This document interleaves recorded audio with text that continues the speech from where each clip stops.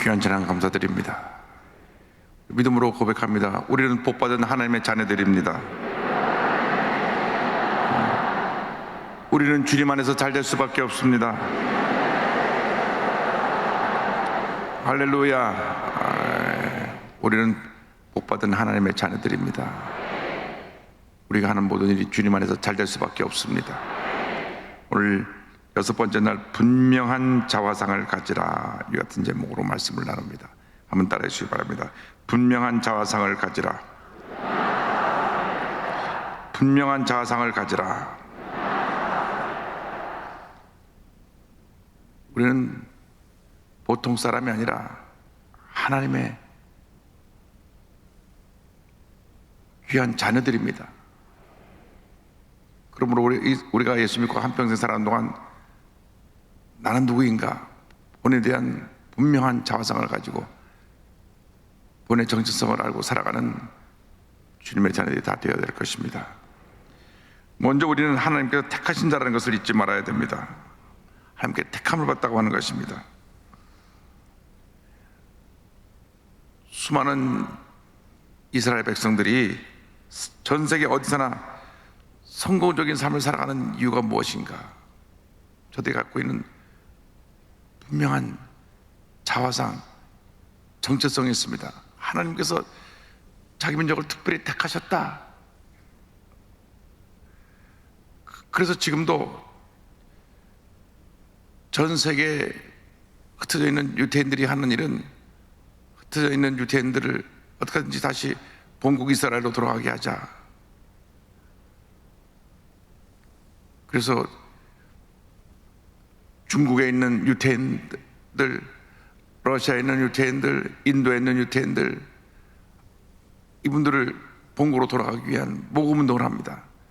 저한테도 매년 편지가 옵니다. 지금 인도의 어려운 지역에 사는 유대인들이 있는데 그들을 본국으로 데려가는데 한 사람당 돈이 얼마 정도 비용이 드니까 보내주십시오. 제도의 사명은 전 세계에 흩어져 있는 유대인 중에 어렵고 힘든 사람들을 본국에 돌아가서 거기서 정착해서 편안하게 살게 하는 것입니다. 얼마나 한 사람 한 사람 유대인에 대한 관심이 많은지 모릅니다. 그래서 저들은 어디를 가든지 우리는 하나님의 택함을 받은 하나님의 사람들이다, 하나님의 백성이다. 성경 이사야 43장 1절입니다. 야곱아, 너를 창조하신 야훼께서 지금 말씀하시느니라. 이스라엘, 너를 지으시니가 말씀하시느니라. 너는 두려워하지 말라. 내가 너를 구속하였고 내가 너를 지명하여 불렀나니 너는 내 것이라. 이사야 45장 4절입니다. 내가 나의 종 야곱, 내가 택한 자 이스라엘 곧 너를 위하여 내 이름을 불러 너는 나를 알지 못하실지라도 내게 칭호를 주오너라. 그래서 자기는 하나님이 나를 택하셨다 하는 건강한 자상을 갖고 있습니다. 많은 사람들이 인생을 실패하는 중에 하나가 자기 자신에 대해서 건강한 자상을 갖고 있지 못합니다. 나는 부모로부터 사랑을 받지 못했다. 나는 다리 밑에서 주워온 사람인 모양이다. 그래서 내가 어릴 때 기억은 사랑받은 기억이 없고 늘 야단맞은 기억밖에 없다.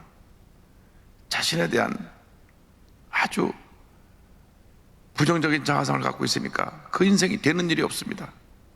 대인관계도 문제가 있고 결혼생활도 문제가 있고 모든 게 문제가 생깁니다. 왜? 자기 자아상이 망가져 있으니까. 그러나 하나님의 택함을 받은 것을 깨달은 우리들은 어떠한 어려운 환경에 처해서도 주님 나와 함께 하신다. 주님 나를 택하여 주셔서 나를 귀한 하나님의 자녀로 삼으셨다. 여러분, 보통 사람이 아니라 복된 하나님의 자녀요, 귀한 하나님의 자녀요, 하나님의 은혜 받은 자녀라는 걸 잊지 말길 바랍니다. 온 우주 만물을 지으시고 다신 하나님이 너는 내 자녀다, 내가 너를 사랑한다, 내가 너를 위하여서 나의 독생자 예수를 십자가 달려 죽게 하여 너의 죄를 다 사하고 너를 나의 자녀로 삼았으니 이제는 당당하게 하나님의 자녀답게 살아라고 주님 말씀하고 계신 것입니다. 부정적인 자아상을 내려놓으시기 바랍니다. 실패와 상처와 절망과 고통으로 얼룩진 과거의 모습을 내려놓으시기 바랍니다. 이제 것은 지나간 것입니다. 예수 믿고 나서 자꾸 과거를 들춰내는 것은 마귀 역사입니다. 마귀 역사. 너 이때 뭐 잘못했지, 너는 자라나면서 사랑받은 적이 없지, 너는 친구로부터 늘 왕따당했지, 너는 학교 선생님한테 늘 야단만 맞았지, 자꾸 이걸 풀어넣어준 것은 마귀 역사입니다. 성령 역사는 절대 사람의 과거를 들춰내서 부정적인 것을 이야기하지 않습니다. 다 마귀 역사입니다. 우리나라에 무당 점치는 사람이 100만 명 있다고 하는데 그게 큰일 났어요. 주의 종들을 다 합쳐서 목사님 전사님 합쳐서 20만 명이 안 되는데, 아니 무당 꽃하고 점치는 사람이 100만 명이라니. 그만큼 사람들이 불안하니까, 물적으로 풍요해지고 마음은 불안해지니까 무당을 찾아가고 점치는 사람을 찾아가는 것입니다. 그런데 대부분 과거에 문제 있던 걸 자꾸 들춰냅니다. 마귀가 과거를 보게 합니다. 너 고모가 교통사고로 죽었지. 고모가 교통사고로 죽은 게 지금 나랑 무슨 상관이 있어요? 과거를 들춰내가지고 자꾸 마음에 어두운 마음을 주고, 그래서 그 귀신 역사에 사로잡히게 해가지고 늘 갖다 돈을 바치게 하는 것입니다. 무당꽃 한번 하려면, 용한 무당을 데리다 하려면 몇 천만 원씩 든대요. 참 그동안고 갈비 사다 구워 먹고 어려운 사람 도와줄 일이지, 그 무당꽃에 공강하고 날려버리는 것입니다. 그러면 그 즉시 마음에 좀 평안한 것 같으나 다시 또 불안합니다 하고 또 무당꽃에 가서 또 평생 무당에 잡혀 사는 것입니다. 여러분, 예수 믿는 사람이 절대 그런데 관심을 갖거나 귀를 기울이면 안 됩니다. 집사님, 비밀인데 용한 점쟁이가 있다면 같이 갈래요? 이런 얘기 들으면 안 돼. 사탄아 물러가라. 귀신이 하는 일은 속이고 죽이고 도둑질하고 멸망시키는 것밖에 없습니다. 우리는 위대한 하나님의 자녀들입니다. 위대한 하나님의 자녀들입니다. 복받은 하나님의 자녀들입니다. 하나님의 택함을 받았습니다. 따라서 나는 하나님께 사랑받고 있습니다. 하나님께서 나를 매우 귀하게 여기십니다. 할렐루야. 보통 사람이 아니에요. 하나님 나를 얼마나 사랑하시는데. 둘째로 우리는 왕 같은 제사장들입니다. 왕권을 가진 영적 제사장들입니다. 출애굽기 19장 6절에 너희가 내게 대하여 제사장 나라가 되며 거룩한 백성이 되리라. 너는 이 말을 이스라엘 자손에게 전할지니라. 계시록 1장 6절입니다. 그의 아버지 하나님을 위하여 우리를 나라와 제사장으로 삼으신 그에게 영광과 능력이 세세토록 있기를 원하노라. 아멘. 계시록 5장 10절입니다. 그들로 우리 하나님 앞에서 나라와 제사장들을 삼으셨으니 그들이 땅에서 왕 노릇하리로다 하더라. 보통 사람이 아니라 왕권을 가진 제사장들입니다. 왕이라 그러면 모든 권세를 다 가진 사람이 왕입니다. 우리나라 500년 조선시대를 지냈는데 세계 어느 나라에서 500년 동안 왕조가 유지된 나라가 없습니다. 우리나라는 특별한 나라입니다. 그래서 왕이라고 뭐냐, 온 국민들이, 백성들이 다 그 앞에 다 엎드립니다. 우리나라 대통령 제도가 이 조선시대 왕권하고 비슷해가지고 대통령만 되면 모든 권력 딱 잡아지는데 5년 동안 하여간 할 거 못할 거 다 할 수 있는 막대한 권력을 가진 사람이 우리나라 대통령 제도입니다. 그래서 대통령들을 좀 보완하자 그럽니다. 권력을 좀 분산하자 그러는데, 하자고 하지만 일단 딱 되고 나면 그만해서 싹 사라지고, 그건 다음 사람이 하세요. 그 다음 사람이 오면 딱 권력 자리에 앉으면 마음이 바뀌는 것입니다. 그런데 세상의 왕도 그런데 우리는 하나님이 우리를 이상의 왕 같은 세상으로 세웠으니까 무슨 의미냐면, 이 세상을 살아갈 때 왕처럼 살아가라. 세상을 다스리고 정복하고 마귀를 때려잡고 흑의 권세를 물리치고 가난과 저주를 물리치고 복받은 인생을 살아가라고 하는 것입니다. 당당하게 가슴을 펴고 살아야 됩니다. 나는 하나님이 날 택하시고 난 왕 같은 제사장이다. 흑암의 권세를 물러갈지어다. 왕은 명령하면서 살지 왕은 부탁하면서 살지 않습니다. 이렇게 해 주실래요 하지 않습니다. 물 가져오너라, 물이 갖고 오는 거예요. 밥 차려오너라, 밥 차려오는 거예요. 왕이니까 명령하죠. 왕이 밥 좀 갖다 주시겠어요? 그러면 왕 없습니다. 가져오너라, 여봐라 걔 아무도 없느냐, 예이 하고 다 오는 거예요. 왕이니까. 여러분 이 세상을 그렇게 살길 바랍니다. 나사렛 예수 이름으로 명하노니 흑암의 권세가 물러가라. 더러운 귀신은 떠나갈지어다. 가난과 저주와 절망은 물러갈지어다. 질병은 떠나갈지어다. 회사가 잘 될지어다. 자녀가 복받을지어다. 명령하는 것입니다. 그런데 하나님 앞에서는 제사장이 되어서, 제사장은 무엇입니까? 모든 백성의 죄를 가지고 하나님 앞에 나가는 사람이 제사장입니다. 우리 늘 하나님 앞에 설 때는 하나님 앞에서는 한없이 낮아지고 겸손하고 하나님 앞에 긍휼의 여김을 받는 그러한 모습으로 나가야 되는 것입니다. 주님, 제가 연약합니다. 제가 부족합니다. 제가 세상에 나가서 살면서 알게 모르게 이런 죄를 졌습니다. 내가 교만했습니다. 내가 함부로 행동하고 말해서 사람들에게 상처를 주었습니다. 주님, 내가 주님 기뻐하지 못하는 모습으로 이렇게 살았던 것을 용서하여 주옵소서.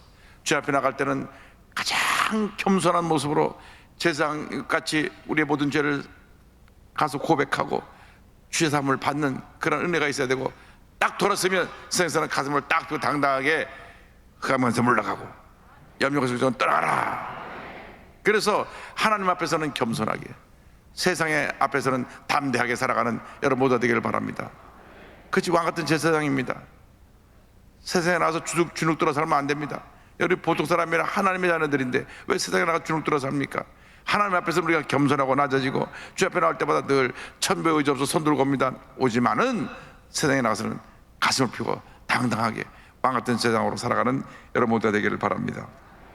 셋째가 거룩한 나라입니다. 신명기 7장 6절에 너는 야훼 내 하나님의 성민이라. 내 하나님 여호와께서 지상 만민 중에서 너를 자기 기업의 백성으로 택하셨나니. 우리를 하나님의 나라로 세우시고 우리를 택하셨는데, 이 거룩한 나라라고 하는 의미는 무엇이냐면, 우리를 부르실 때 거룩함의 옷을 입혀주셨다는 것을 의미합니다. 거룩이라는 것은 분리를 말합니다. 예수 믿고 나서 우리는 죄와 분리된 삶을 사는 것입니다. 흑암과 분리된 삶을 사는 것입니다. 우리가 예수 믿고 나서도 옛사람의 모습 그대로 지니고 살면 안 됩니다. 분리가 되어야 됩니다. 분리가 될 때 우리는 하나님 앞에서 거룩한 존재로 인정받게 되는 것입니다. 내 마음속에 더러운 생각과 분리되고, 미움과 분리되고, 원망과 불평과 분리되고, 부정적인 생각과 분리되고, 주님이여 내가 거룩한 나라로 하나님 앞에 쓰임받게 하여 주옵소서. 거룩한 나라가 되게 하여 주옵소서. 거룩한 나라라고 하는 것은 내가 하나님 앞에 거룩한 모습으로 하나님의 통치를 받는 것을 의미합니다. 이 나라를 다스리는 왕은 우리 하나님이시니까, 하나님, 내가 거룩한 나라가 되어서 하나님의 기뻐하신 모습을 살기 원합니다. 그래서 예수를 믿는 사람들은 예수를 믿는 날부터 하나나라 갈 때까지 거룩함을 옷 입어야 됩니다. 그래서 그걸 가리켜서 성결이라고 표현하기도 하고 경건이라고 표현하기도 합니다. 성결교단은 그 거룩함을 신앙생활의 가장 중요한 모습으로 추구하는 것이 성결교단입니다. 날마다 더 거룩해지기를 원하는 것이 그게 성결인 것입니다. 여러분이 날마다 거룩해지기를 바랍니다. 어제보다 오늘이 낫고 오늘보다 내일이 낫고 내일보다 모레가 더 나은 거룩한 삶을 살기를 바랍니다. 하루에 10번 화를 내던 사람이 8번 내고 9번 내고 7번 내고 6번 내고 그러다가 나중에 화를 거의 내지 않는 그런 모습으로 변화되기를 바랍니다. 함부로 입만 열면 욕하고 나쁜 얘기만 하는 입술이 변화돼서 남을 칭찬하고 남을 격려하고 남을 배려하고 살리는 그런 입술이 바뀌어지게 되기를 바랍니다. 늘 남 볼 때 거칠고 누구도 감히 옆에 가기 어렵던 그런 난폭한 사람들이 온순한 양처럼 변화되는 역사 있게 되기를 바랍니다. 그것이 거룩인 것입니다. 거룩. 사람이 성격은 안 바뀌어요. 급한 사람은 평생 급합니다. 느린 사람은 평생 느립니다. 식탁 안에서 밥을 먹다 보면 어떤 분은 벌써 밥을 다 끝난다고 어떤 분은 지금도 아직 5분의 1도 안 먹었어요. 벌써 그건 뭐 평생 늦게 먹는 습관인 거니까. 앉자마자 우리 어릴 때는 가족들이 많으니까 앉자마자 빨리 먹어야지 내 몫이 돌아오니까 그냥 앉았다 몫을 벌써 음식이 없어졌어요. 그건 안 바뀌지만 성품은 변합니다. 성품, 거친 성품이 온유하게,